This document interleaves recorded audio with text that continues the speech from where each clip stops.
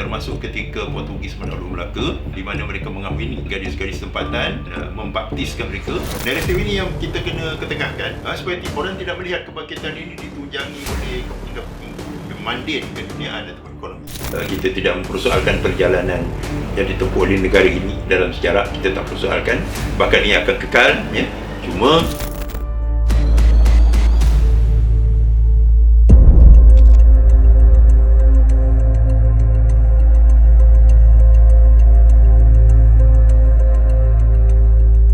bila memperkatakan tentang soal penjajahan ni, boleh dikatakan ia bermula dengan misi-misi penerokaan sekitar akhir kurun dan pertengahan kurun yang ke-17.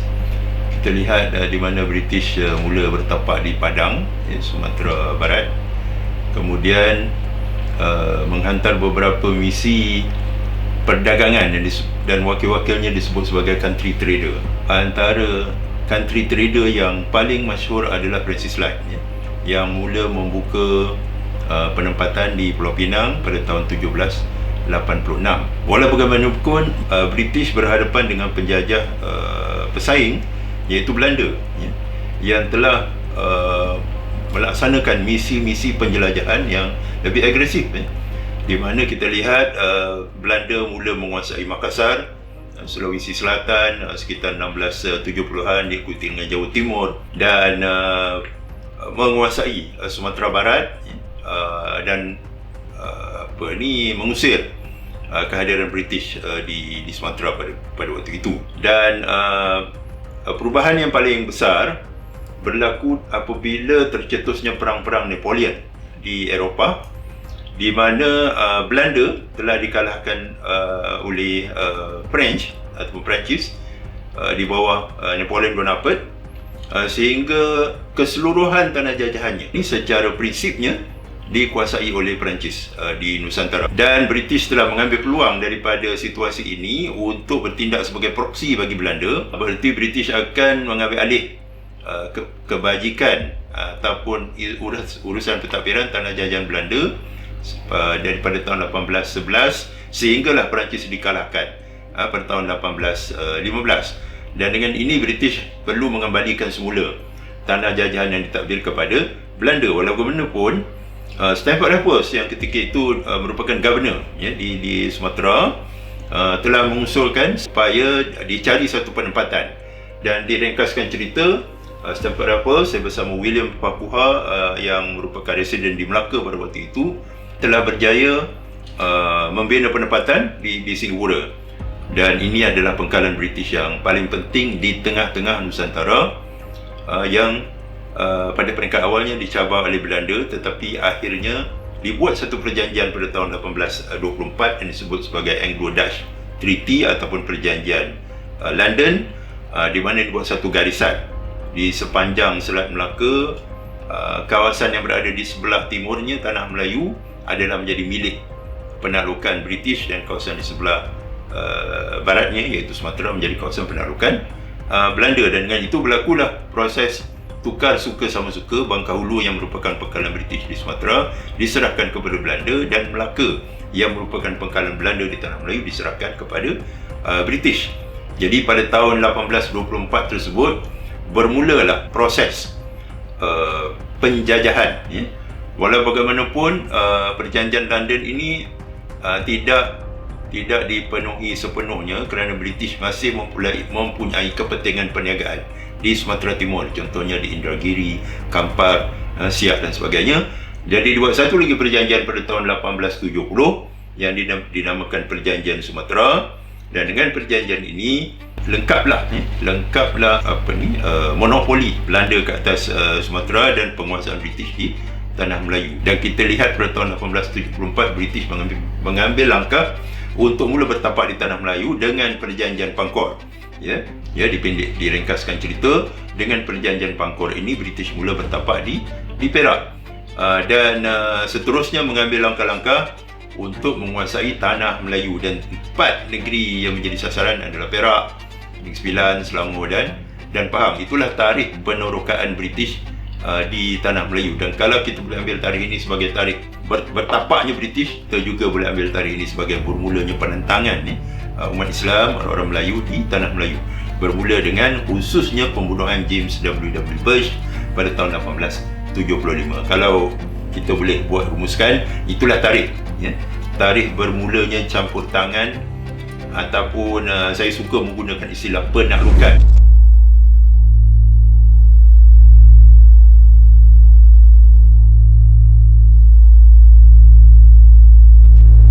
Kita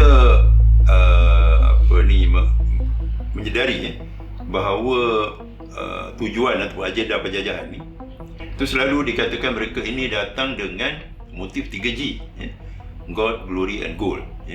Maksudnya di sana ada agenda untuk agenda ketuhanan, menyebarluaskan misi pengkristianan, kristianisasi. Kemudian yang keduanya adalah glory. Glory ni maksudnya kegemilangan. Jadi ada persaingan di antara negara-negara Eropah ni untuk menjulang kegemilangan, dan diangkat sebagai juara dalam usaha-usaha penjelajahan dan penjajahan negara-negara. Kemudian gold kekayaan lah.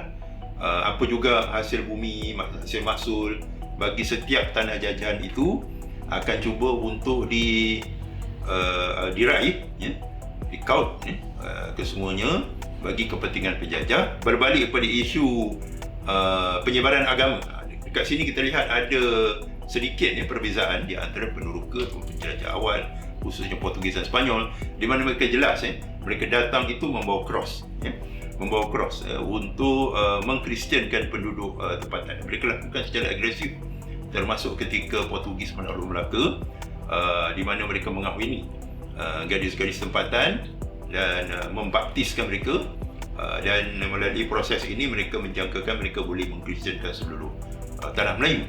Tapi kita lihat British dan Belanda ni, dia sedikit berbeza.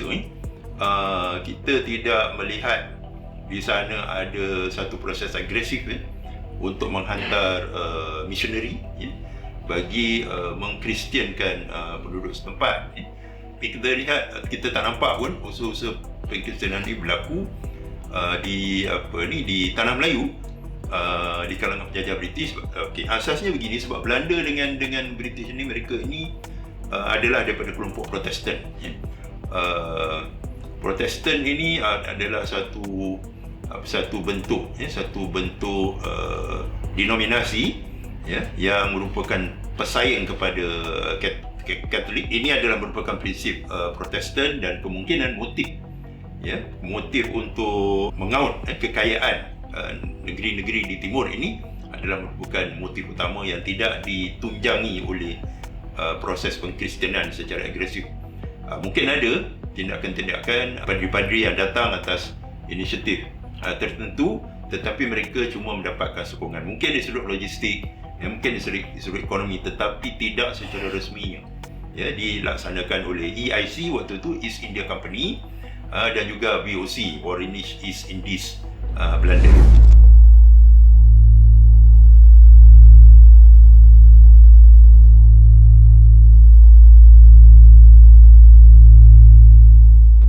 Bila kita bercakap tentang penerokaan ataupun penjelajahan, ataupun lebih tepat lagi penjajahan Barat ke atas tanah-tanah jajahannya, khususnya di Nusantara ini, maka adalah merupakan suatu yang tabi'i.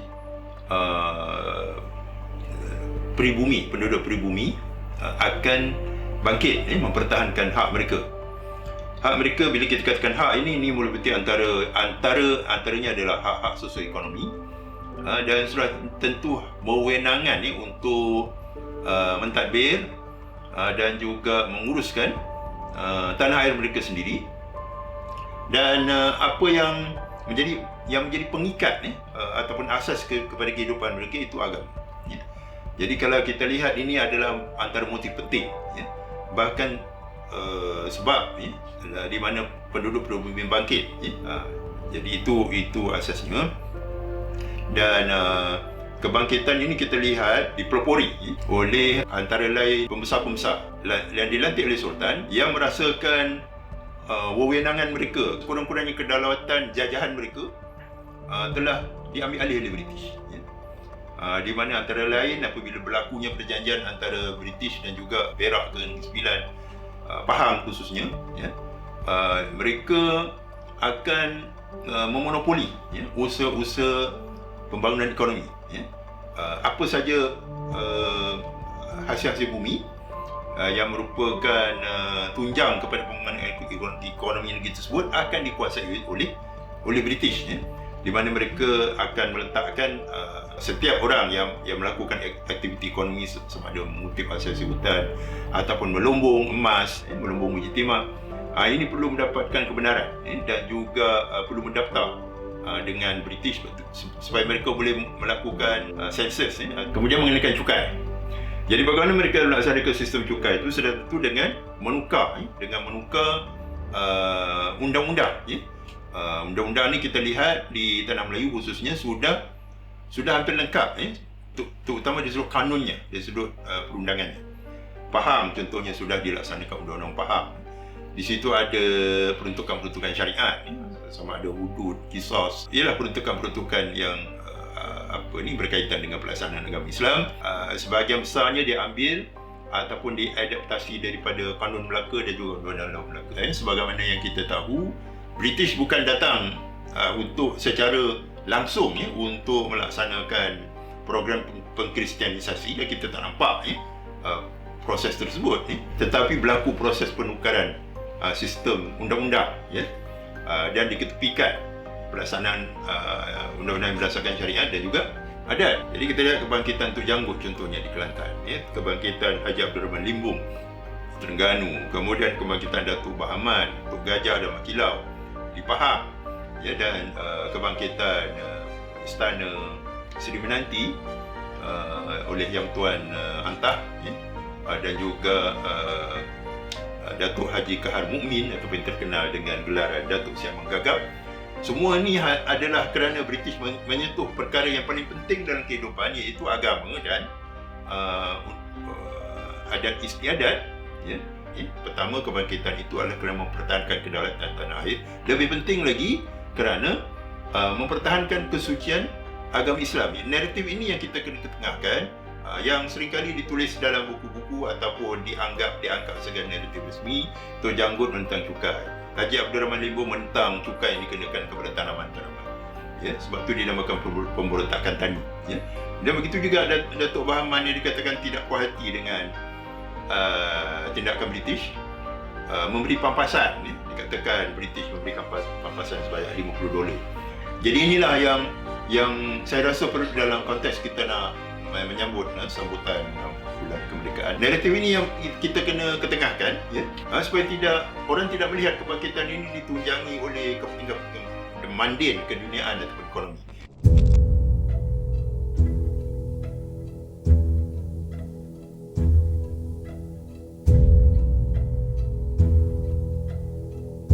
Bila kita bercakap tentang kemerdekaan ni, kalau kita scan seluruh perjuangan rakyat menentang penjajah di seluruh dunia, ya, khususnya ke atas penjajahan British, maka penentangan itu berlaku dalam dua bentuk. Satu yang dikatakan sebagai di perjuangan berdarah, ya, maknanya berlaku proses penentangan bersenjata. Kalau di semak, naratif resmi, ianya berlaku melalui satu proses rundingan, ya, melalui satu proses negosiasi, ya, untuk memastikan bahawa pengaruh dia kekal lestari, ya.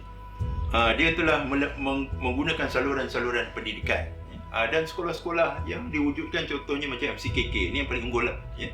Malay College, ya, Kolej Melayu Kuala Kangsar, diikuti oleh sekolah St. Andrews, KGV kat Seremban, English College, dan banyak lagi sekolah-sekolah yang pada hari ini antara merupakan sekolah-sekolah ternama, ya. Dan mereka gunakan institusi ini untuk mendidik golongan aristokrat, ya. Dan ini telah menggantikan sistem persekolahan pondok, ya. Pondok ni kadang-kadang kita pandang dari pandangan yang sangat rendah. Pondok, sedangkan ianya bermaksud hunduk, ya. Hunduk ini adalah sekolah berasrama, yang mananya di mana adanya satu sistem pembelajaran yang sistematik, untuk mendedahkan pelajar kepada pengajian Al-Quran, pengajian yang berasaskan diniyah, ya, dan juga kemahiran-kemahiran. Mereka bertani, bercocok tanam, ya. Kemudian anak-anak perempuan pula diajar untuk menjahit, menyulam, masak dan sebagainya. Itulah sistem pondok waktu itu yang kemudian sekarang ni kita pandang dengan sebelah mata pondok, ya. Sekarang ni ada sekolah-sekolah tahfiz yang menggantikan sistem pondok tersebut lah, ya. Tapi itulah asalnya. Kenapa ini berlaku? Kerana British telah memisahkan sistem pendidikan sekular yang diangkat, ya. Mereka ini akan menjadi pentadbir, sedangkan sistem persekolahan yang berasaskan kepada pondok ini itu diketepikan. Sehingga itulah gambaran masyarakat ni, siapa yang sekolah pondok ini dianggap tidak akan maju, ya. Tidak akan maju, tidak akan menyumbang dari sudut ekonomi. Tapi mereka yang sekolah-sekolah Inggeris ni, ya, sekolah-sekolah Inggeris ni, sehingga dia adakan special Malay class untuk pelajar-pelajar sekolah Melayu beralih kepada pendidikan yang English medium. Bahkan di sekolah MCKK itu disebut sebagai babud darajat, pintu-pintu darjat. Maksudnya kita masuk sekolah tu, kita akan menjadi seorang yang berprestij, berprestij, dipandang tinggi. Diringkaskan cerita, apabila tiba waktunya untuk merdeka, kita lihat ada dua kelompok. Satu kelompok didikan British, yang mana British telah menyediakan mereka dengan jalan pemikiran, bahkan cara hidup sekalipun, supaya pemindahan itu boleh berlaku. Tetapi di masa yang sama, kita jangan lupa ada kelompok yang dipinggirkan. Tapi mereka ini juga merupakan pemikir-pemikir, contohnya seperti Za'ba, Cikgu Buyung Adil, kemudian sebahagian besar daripada mereka menjadi wartawan-wartawan, ya. Menjadi pejuang-pejuang menulis pemikiran mereka, dituangkan dalam penulisan-penulisan, diterbitkan untuk menggesa orang Melayu supaya berubah, ya. Berubah dari sudut pemikirannya. Ini merupakan aliran Melayu dan juga aliran Islam. Jadi dua kelompok.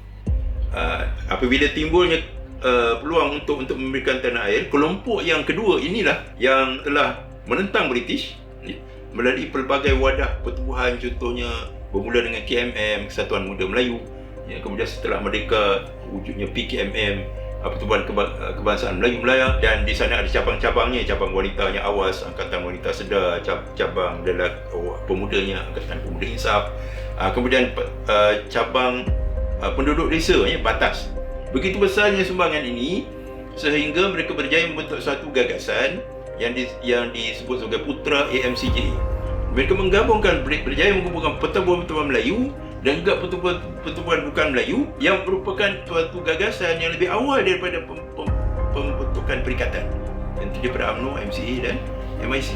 Jadi kelompok Melayu dan bukan Melayu ini telah bekerjasama untuk menghasilkan suatu perlembagaan rakyat, dan perlembagaan rakyat ini cukup jelas, di mana kedudukan raja kekal, kemudian kedudukan agama Islam, bahkan kewarganegaraan tu yang dicadangkan oleh Dr. Burhanuddin Ilmi sebagai kewarganegaraan Melayu. Artinya dari sudut warga negaranya, apabila negara ini merdeka, semua yang berada di tanah Melayu, tak kira lah bangsa dan agama, mereka disebut sebagai kewarganegaraan Melayu, ya.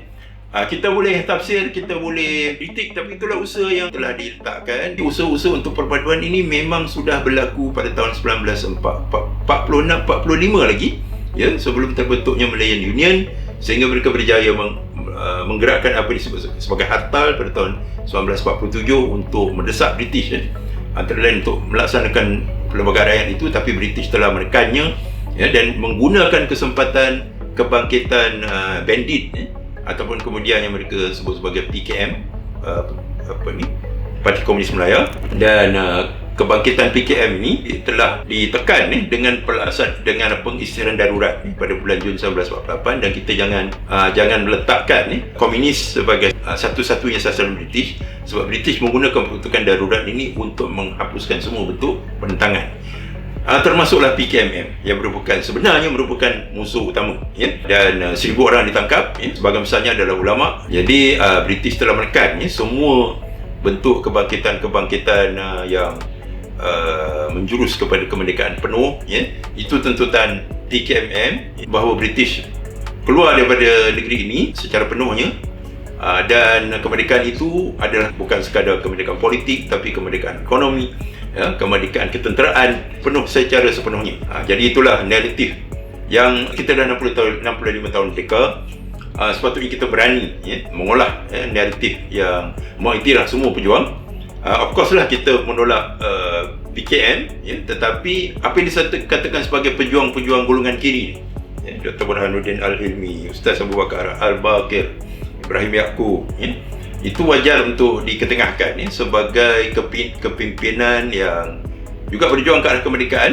Kita tidak mempersoalkan perjalanan yang ditempuh oleh negara ini dalam sejarah, kita tak persoalkan, bahkan ia akan kekal.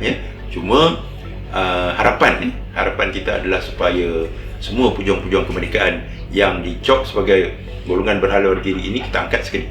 Dan saya jamin bintang Tunku Haji Abdul Rahman itu, Al-Haj almarhum itu akan bersinar apabila ia dikelilingi oleh tokoh-tokoh pejuang yang lain yang sama kita iktiraf.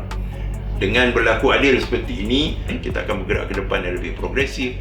Jangan juga tidak melupakan tokoh-tokoh yang terlibat sama di kalangan bukan Melayu juga. Kita angkat sekali, seperti Tan Siew Sein contohnya, dan beberapa orang lagi.